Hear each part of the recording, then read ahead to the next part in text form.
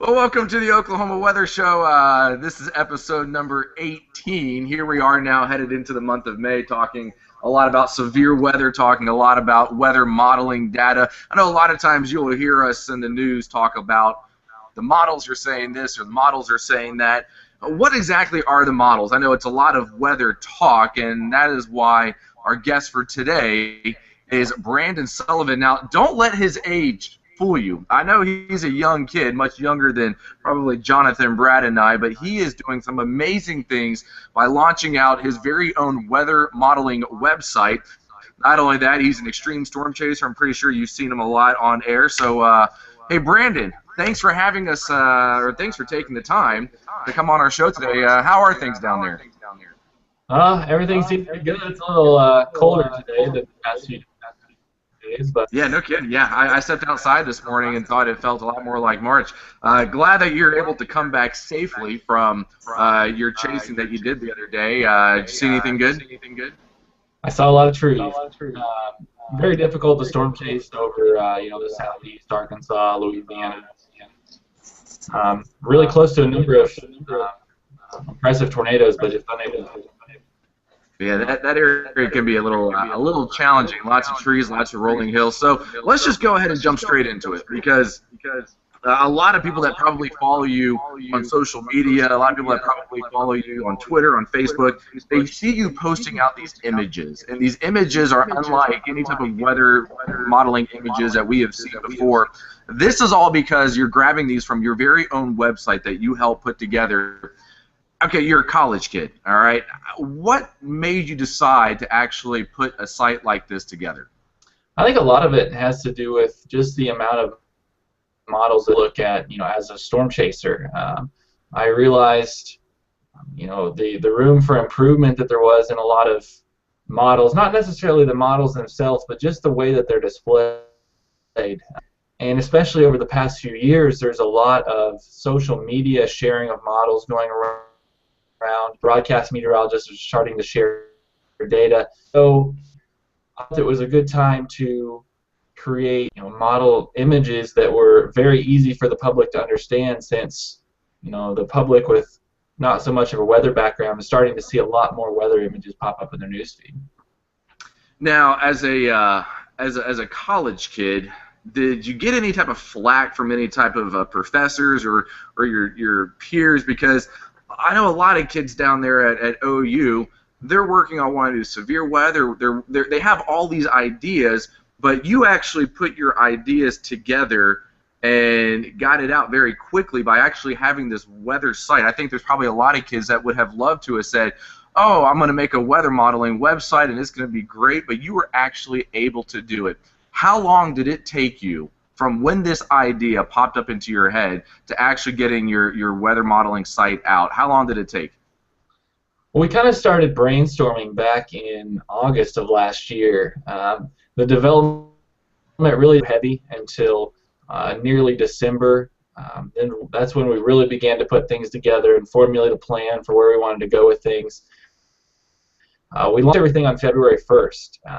So we tried to get it out there before winter stopped, which obviously is still ongoing, and tried to get it out there before severe weather. So it was really a pretty intense process from December to February, making sure the website worked, making sure all the model data was going to flow good, and doing as many tests as we could. We had some beta testers come in from all around to kind of test the website, make sure it could handle loads, and it's done really well so far.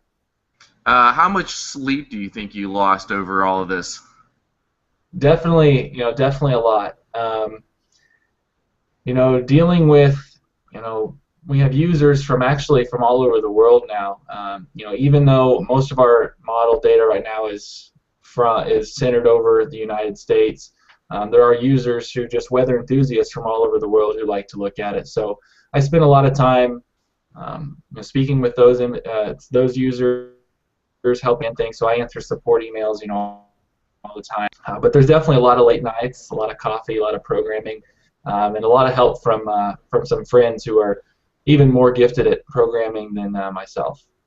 So let's talk a lot about these models then, because we know that there are some weather models that we have easy access to, and then some weather models that you have to pay a pretty penny for. Let's talk a lot about which models does the public have access for free? Pretty much any American model is what is generally available to the public.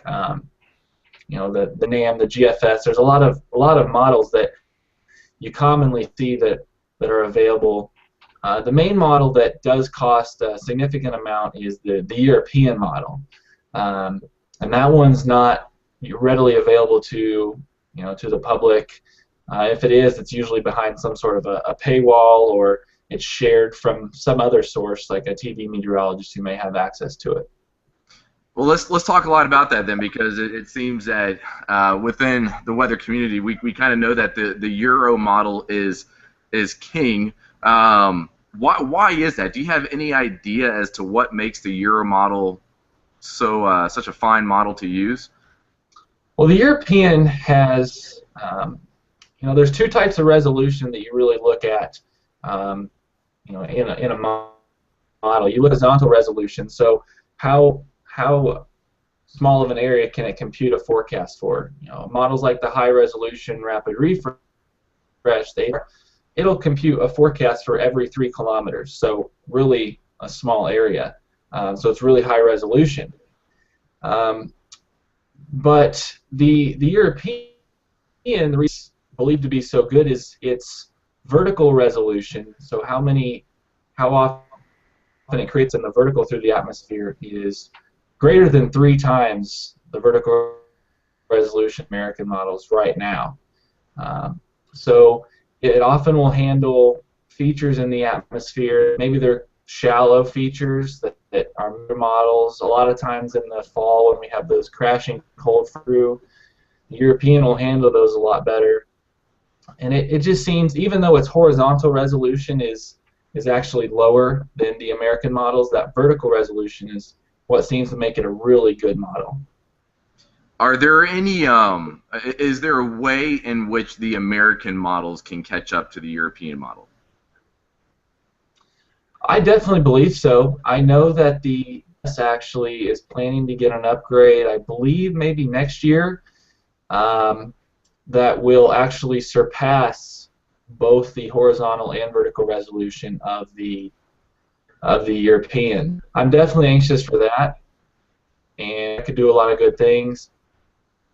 I mean, even with those, even with the extra resolution, there's a lot of complex physics and different ways that the models handle thunderstorm generation and things like that. So it'll remain to be seen how well the upgrade will do, but I definitely think we can catch up and at least match the European, if not outperform it. Gosh, no kidding. I know. It's almost hard as a meteorologist. Going against the European model just feels wrong when you have it telling you one thing, and then the GFS is telling you something else. No doubt about it. I think a lot of meteorologists, Jonathan, will definitely say that we tend to weigh a little bit more heavily on the European. So let's kind of let's kind of change topics here a little bit and talk about modeling and severe weather chasing.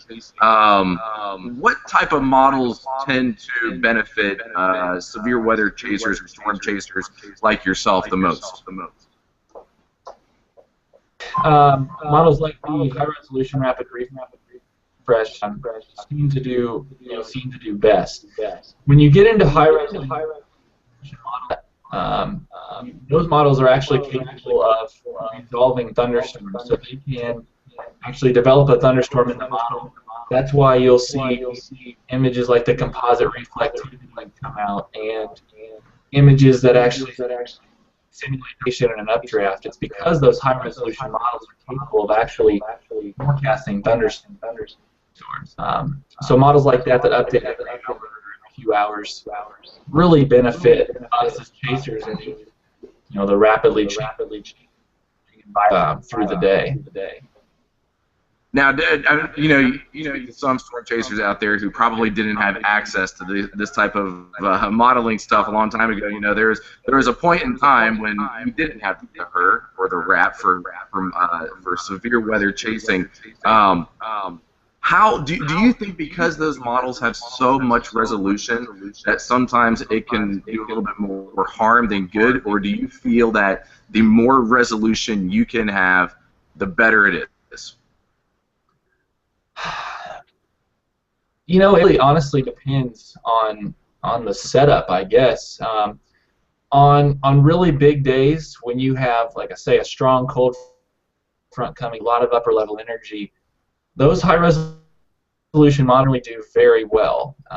They can generally predict thunderstorms down to the county and really become useful for forecasters. But on some of the other days, when you don't have those powerful systems, the model may not really know where something's going to. So you might have one model run say the storm's going to form along I-40. The next one says it's going to form in Will. Third says it's going to form, Wichita Falls. So I think that there's a really fine line that having the meteorology background and being able to interpret the data, is still very beneficial to read into why the model says. So. I've noticed a lot of times that the more resolution that we have, sometimes you will have meteorologists who will try to focus and pinpoint on saying, the storm is going to develop in western sides of the metro, and the storm ends up developing in southern sides of the metro. And because we have so much resolution, sometimes you are trying to hyper-local and pinpoint exactly where a storm will develop. Sometimes it works, sometimes it doesn't. I know for sure on May 31st last year in Reno, if you were looking at the HER and a lot of these just high-resolution modeling data that was coming in, it was basically saying Western Canadian County, hey, this is where it's likely going to go, and it never waffled from that at all. So that was a day that certainly we saw the models and the higher resolution models play out really, really well. I know you certainly had a very busy day that day. I know Brad certainly had a couple questions he wanted to ask you about May 31st. So Brad, go ahead. All right, well, Brandon, I'm glad you're on here today. We've seen you quite a bit in many different facets. Of course, I don't think a lot of people necessarily know the modeling part that you're doing, which I think is really great. There's a lot of science that needs to be done, but a lot of people watching you right now too are saying, I kind of recognize that guy, and maybe they say, they're more familiar with this view of you here. Where we've seen that face before, man. This is you on the El Reno tornado, right? Yes, that's me. Okay. I'd like to see you make that face again, maybe, but I'll pull that down. Listen, talk, if you will, about your experience that day. What? Obviously, it looks like maybe you're a little worried there, a little concerned in that picture. You probably admit that you got too close to the storm. Talk about your El Reno chasing day, because a lot of us know that's kind of the day that changed everything. You knew Tim Samaras, I'm sure. The chaser community is so close. Everybody runs into everybody. Heck, I even saw you had a Weather Channel promo yesterday. I was watching the Weather Channel. They were doing a good job covering some of the southern storms.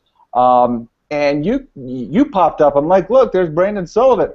And they were talking about your experience with El Reno. So if you wouldn't mind sharing a little bit about your experience that day, maybe what you can pass along to chasers, what you've seen, and just kind of your El Reno experience. Yeah, definitely.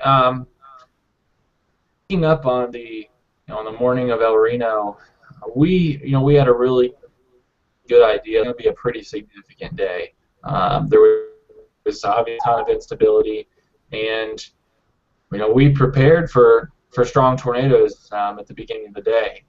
We actually left north towards Chickasha, sat down there, and in the afternoon it became pretty apparent that the development was going to be a little bit further north.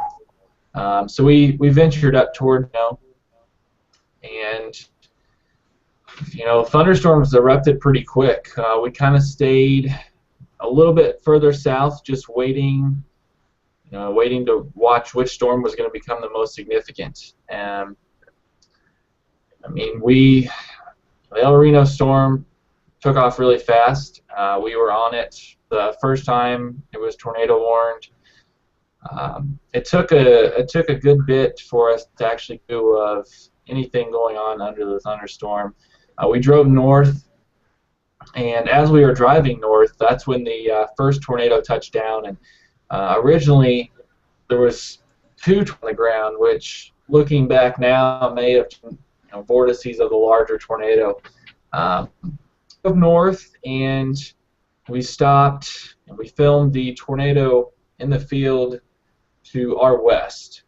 I was in awe. I had never seen anything like it. I was so focused on what was going on. A tornado here, and then a new vortex here, and then another one. Something that from a soon to graduate meteorologist just awed me. I had no idea what was going on. So we were filming, and I started to get this intuition that we were pretty close. I mean, and it was just behaving erratically. So I had Brett, the driver, turn me around and face south, so we were ready to go. When I yell at him, I say, "We got 30 seconds." Well, going back through video, even after seconds, we stayed there another minute and a half. I was just focused on what was going on. So at that point, all of us, it just randomly hit me.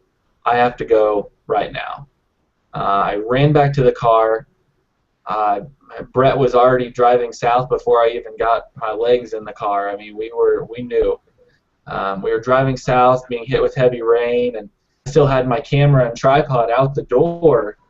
I didn't even have time to fold the legs on my tripod. I knew every second counted. So he was driving south as fast as he could. I was trying to get all my stuff back in the car. And then, I looked to my right, and it is a wall of darkness. I can see occasional vortexes spinning up right in the field beside us. We're getting hit with, inflow winds. We're driving south. Those winds are coming from the south, opposing us. We're only able to, 40, 50 miles an hour.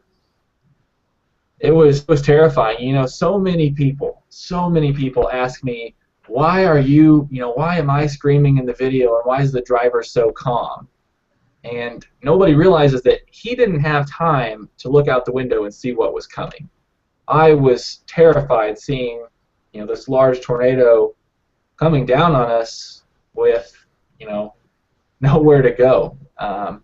And that's why I was so excited. Brett and I have chased together for, nearly 5 years. And I was reaching for any words that I could find to, something that I'd never said before, something to really express how nervous I was. At one point in the video, you say, if we don't go south, we're going to die, and that was the honest to goodness truth. I mean, it was right there.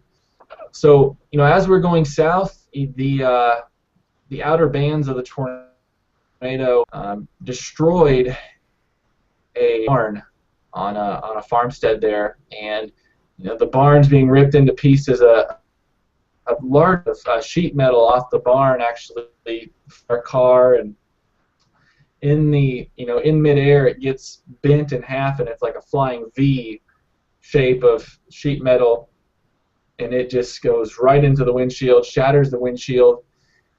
We're getting hit by lumber, by insulation, and I'm watching probably 5,000-pound gravity wagons doing somersaults in the field beside us, and I'm like, this is not good. And we had left in such a hurry from the tornado to the north that I didn't even have time to put on my seatbelt. I was so focused on things that I'd forgotten. And when we hit by this debris, the car, I drive a Jeep, a lighter weight Jeep, and I could start to feel it go up on its side, and that's when it hit me. Hey, buckle up, we could start rolling. Luckily, we didn't roll. We kept driving. I see this, hay bale start rolling across the field and into the road in front of us, and I'm sitting here just thinking, okay, Brett's going to stop or going to drive around this hay bale, surely. Well, in reality, he couldn't see the hay bale. The whole windshield was smashed out right in his field of view. So, this hay bale ends up hitting us in the front. And luckily, the vehicle was never disabled. We were able to keep driving south. So we escaped really without any injuries whatsoever. And then we driving east and filming a little bit more of the tornado and follow it very long after that. Of course, we're in heavy rain, the windshield shattered, and we weren't sure of the extent of damage to the vehicle. Just went south and got back to Norman as quick as we could, and ended up National Weather Center here in Norman to just kind of take shelter and get our bearings about us, and just a crazy ordeal. Go back. From everything I could tell, Brandon, it looks like you guys were in the outer edge of that tornado, that you were on the outer side of that. Would you agree with that? Absolutely, yes. Brandon. So did it just sneak up on you, or obviously we knew from the research we know now. Obviously, you didn't know when it was happening, but it was rapidly growing at that point. It was changing course. Did you guys just not anticipate that, or how did you guys get caught off guard? Yeah, we definitely weren't. We definitely weren't anticipating that. Now, see, I was focused on this slender-looking tornado out in the field beside us, and then there's another tornado here and another tornado. So I'm thinking, okay, cool. Here's some tornadoes out in the field. Generally tornadoes move southwest to northeast. They move due east. But I think in hindsight, if I would have taken 10 seconds and looked up in the sky and actually seen the whole circulation above me, I think I would have realized that the whole thing was a tornado rather than just these little tornadoes out here. And the main problem was that the storm, or the tornado itself, took a very sharp right turn before it took its left turn north, and that right turn is what I guess caught us off guard, because as we were driving south, the tornado was diving southeast instead of east or northeast, so we were barely making any ground up on it at all. Had it kept going southeast, I don't know if the outcome different. If it, fortunately, it ended up turning back to the east northeast, so and we escaped. But Brandon, yeah, I have a question to ask. When you got home that night and you're putting your head on the pillow, what was running through your head about what had just happened? There was a lot of things. I think I was, what am I going to do with my car? And I think that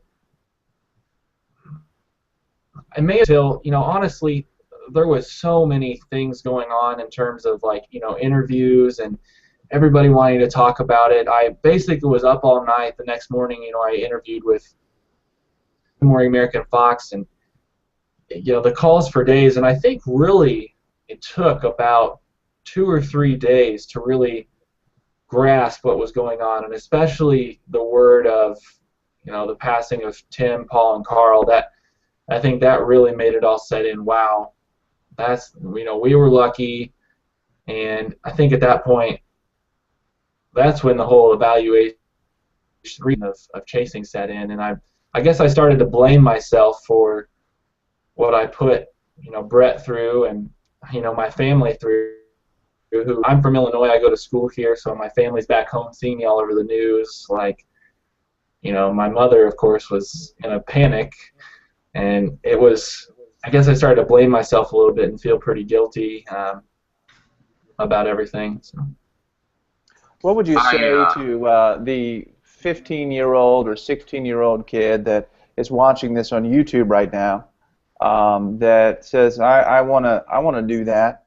I want to get out there and get as close as I possibly can. I want to get an image like Brandon Sullivan had of that tornado, of that drama of things going in front of him like that. What would you say to that 16 or 17-year-old student right now? I would say it's not worth it. I've chased actually quite a bit since El Reno. I saw multiple tornadoes last year after El Reno, and obviously I chased a few days in the southeast, and it has been a totally different experience.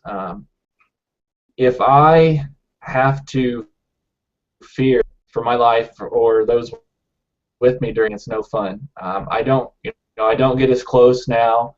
I turn around if the situation feels unsafe. Basically, the El Reno experience brought me back to why I got into weather, and that is learning about Mother Nature, learning that she's very unpredictable, and there's a lot of can happen. And I don't, I'm far from proclaiming myself as an expert storm chaser. There's people that for 20, 30 years, but I have been out for quite a while, and I would say that there's no reason to go out there to try and get that close. There's always going to be more tornadoes, and that's something that's taken me quite years to get through my head.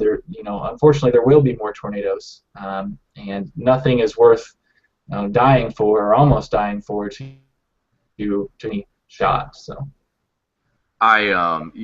Yesterday on Twitter there was actually I guess it was trending, and it was called "Good Chasing Manners." And Brandon, I know there's a lot of people out there that talk about storm chasing and what you should be doing and what you shouldn't be doing. And I had the pleasure of actually being in Woodward yesterday morning, and one of the emergency man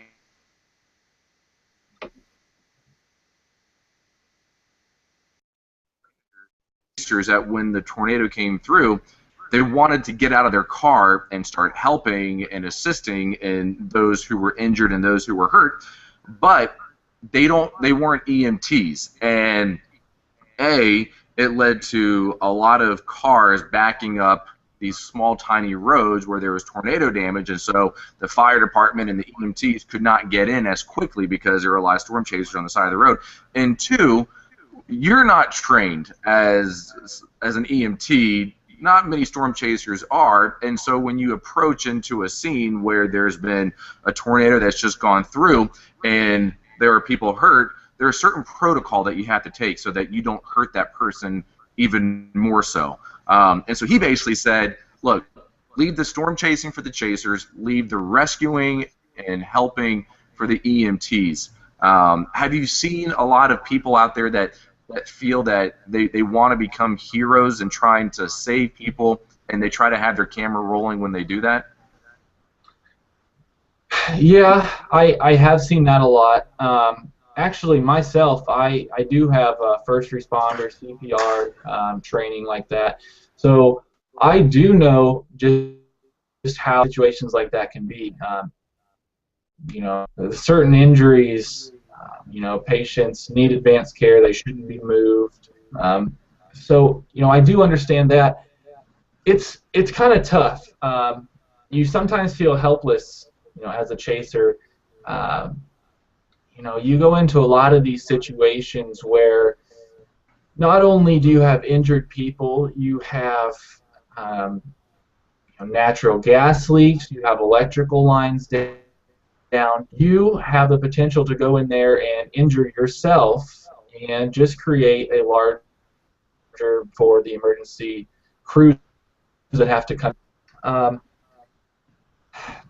It's really tough. I think that any is going to feel pretty helpless and want to help in any way can. But then the whole documenting it as it's going on. We saw that a few times in last few days, and I see statuses on Facebook. I'm in this town doing search and rescue, and I guess maybe it's so publicized. Maybe you should just go in and do it. You don't have to let the world know.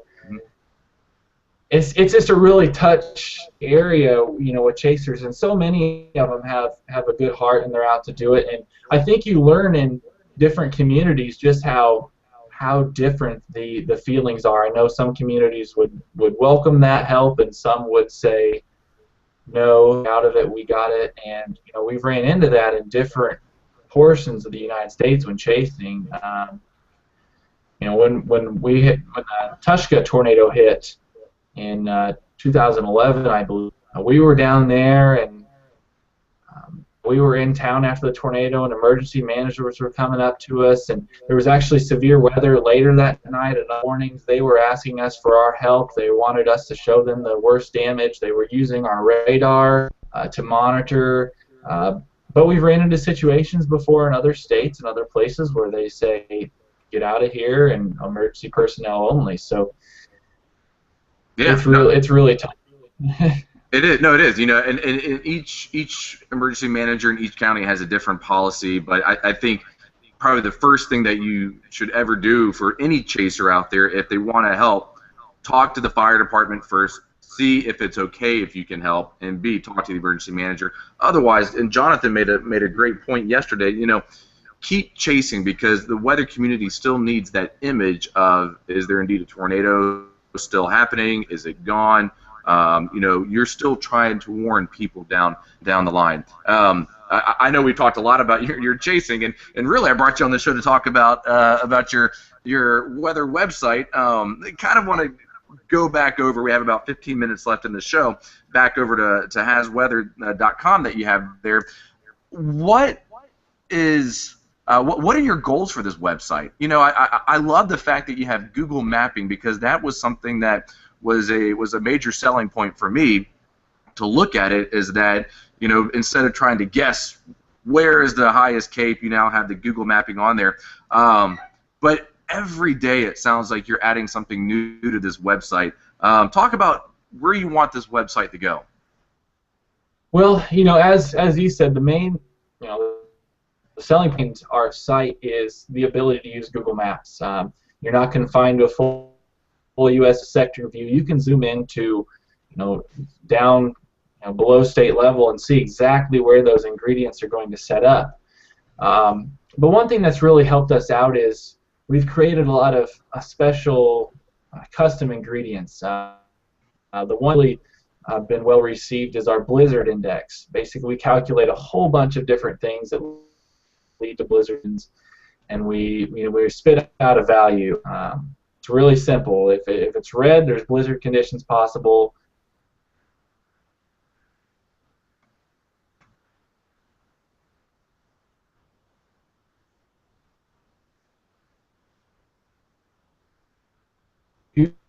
Is to show the public, the more it becomes, in my mind, necessary for these really simple maps. We use color tables that, through various research, have been found appealing to users, and we try to just make things really, really simple for not only the public to look at. We have weather enthusiasts that use it, but we also have NWS meteorologists that use it.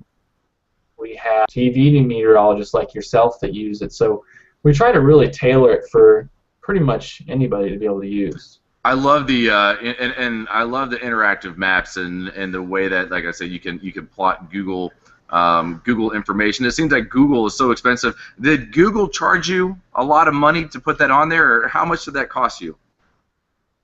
Google actually lets us do pretty much whatever we want with it, since we're considered to be in the public interest in sort of educating the public with information.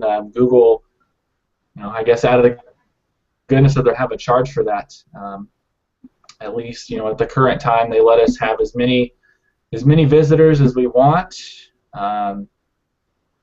We have had a lot of, sometimes in the last few days we are generating 15,000 images in just half of a day, because there's so many people that want to look at the weather. So yeah, thankfully Google now considers us public interest, and that's definitely what they give us all we need to work with.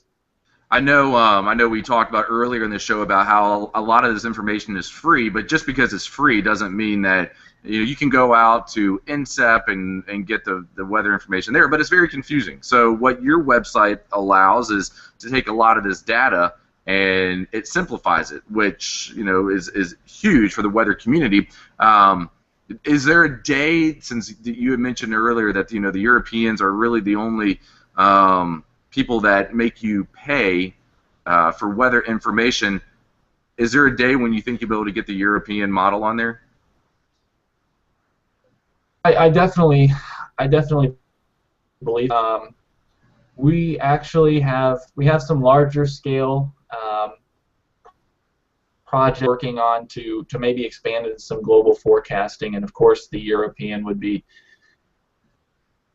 beneficial for that. So I definitely think we'll get the European. I know that we are looking to get the Canadian as well, which is also a free model. But yeah, as you mentioned, the small charge for the site, the $10 a month, that's basically while the model data is free, we have to pay for servers to process it to images, and that's what it goes back in and continued development. I do have 2 other meteorologists that help me out. One is a graduate from Central Michigan University, and the other is a PhD candidate here at OU. So I do have other people that help me out with it, and try to and pay the server fees. But yeah, the Euro, definitely, I think that would be very beneficial for us, and especially if we can make graphics like we do now with the European data, that would be really, really a big deal. And $10 is pretty cheap. I mean, with all the weather modeling sites that are out there, $10 is probably one of the lowest end price points that I have seen. How much does a Euro cost, just for everything that you would want to put on there? How much are we talking about? Well, the Euro is about $250,000 a year. So it's very expensive, and quite honestly, running it just have to generate a very expansive user base to use just for modeling. So if we can tie it into some other projects, that we're trying to work on, and larger scale deals, I think that we'll be able to do that at some point. But yeah, they have a good model. You can get some cheaper alternatives, but you're talking very limited data, no ability to plot severe weather ingredients and things like that, and very low resolution data. So if we do it, we want to do it right and get everything. So. What's next for y'all's website? What are you going to push out in the next couple months or the next couple years? Well, the one thing that we have developed right now, we've developed our custom WRF model.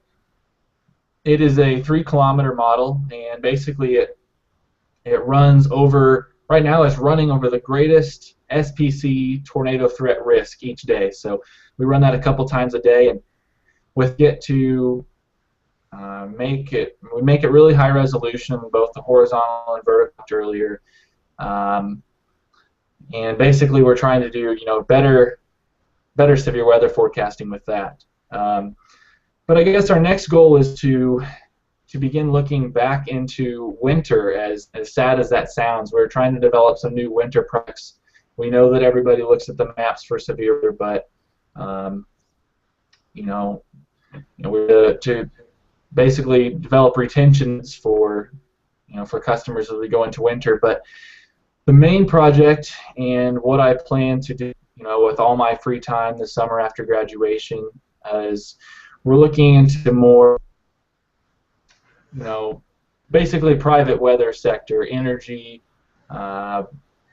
oil, basically doing a lot more with natural hazards type things. So the maps will still keep going. Obviously, we're going to keep building on those, but I want to really expand into more the private sector, and there's definitely a lot of room for improvement in some products out in that industry, and I think we can really tailor a lot of neat things to various industries, outside of just severe weather enthusiasts and whatnot. Well, let's talk a little bit about the private sector, because oil, wind energy, those are 2 things that are very, very huge here in Oklahoma. What do those type of industries need to know when it comes to weather? A lot of them want to know, obviously they want to know about current severe weather. They want to know about warnings, and they want to know about, lightning data approaching. But I think a lot of it is, custom making alerts for various industries. For example, a power line ice load index is something that we've developed that'll be very useful for power companies. We can say, based on the tensile strength of your wires, we forecast a wire break at this point because of this much ice or this much wind. There's a lot of math and physics that go into that, but we're doing really good with that. And say an orange farmer in Florida needs to know when the X conditions are going to be met. They could freeze, or they may need to take evasive action. We have products in development for things like that. So we're really doing a lot of industry-specific applications, and it's really going to be a wide range. My family, farm family back in Illinois, so we're going to work a lot on better hail forecasting, better wind forecasting, damage to crops. We can forecast how likely a corn stalk is to sustain damage from X amount of hail or X size of hail based on a variety of factors. So there's so many things, and we're trying to come up for air and thing together as often as we can. But right now we're just in crazy build mode, and hopefully within the next few months we'll have some new products. Hopefully I can come back and talk about them once we get going. Yeah, absolutely. Yeah, you whether it's the ag community, whether it's the oil community, wind community, no matter who you talk to, everyone always wants that hyper local. I want to know how is it going to affect me. A lot of times when we go out and even in the media, we put out a tornado forecast where we put out, we'll say all of the Oklahoma City metro has a chance for tornadoes, but there are still people that say, okay, you said all about the metro, but I live at X and Y, and I want to know what is the forecast for me right here. So there's definitely a huge area for hyper-local modeling, hyper-local forecasting, and I see your site as really having the ability to be able to provide that hyper-local, how's it going to impact me. We have about 3 minutes left, so plug everything you want to plug about your site. What do you want to talk about? Open mic. Well, basically, our site is beyond and above everything severe weather. Any type of weather ingredients you want to know about, you'll find at haswx.com. We've actually had emergency management from various parts of Oklahoma, email us and ask us, say, hey, we're going to sign up for your site. Which products are good to look at on severe weather days? So, we have the high resolution models. We have tools in there that say where the greatest severe weather is going to be. So as we go into peak severe weather season, our site has the tools to show you where the severe weather is going to be, and we're just going to keep building. So stay tuned, and we're making some new server upgrades this week, so we're going to be even faster. We're just going to keep making improvements. We get support emails almost every day with ideas for tools and enhancements, and we're building those in. And we even have some analysis tools right now on our website. We just put in there SPC, Storm Prediction Center products, outlooks. You can view lightning data now on our website, radar. You can even pick data from Google. Get your local on the website. So a lot of neat things coming. Only going to get better. We'll look back at this show, and say, remember on April 30th, 2014, when Brandon was just talking about this, and down the road, you'll have so many wonderful things going on with it. Brandon, of course, your website again is HAZWX. That is Has Weather. Again, HAZWX.com.